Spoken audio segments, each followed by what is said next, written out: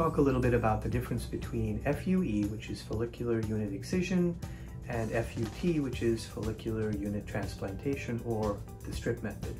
Both are different methods of how we harvest hair from the donor area for transplanting. The FUE technique is a less invasive technique where one graft at a time is taken out from the donor area for transplanting. The FUT technique is a little more invasive, where a linear incision is made in the back of the scalp to remove tissue which has all of the hair follicles in it.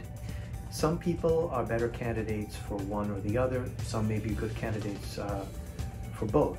And then there are some who are not candidates for either because they have poor donor supply.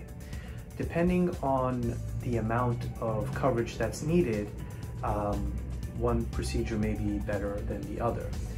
Typically, if a lot of coverage is needed, an FUT or strip procedure is going to be more appropriate. If less coverage is needed, an FUE technique may be more appropriate. This involves a discussion with the patient and an understanding of what their goals and desires are with a hair transplant procedure.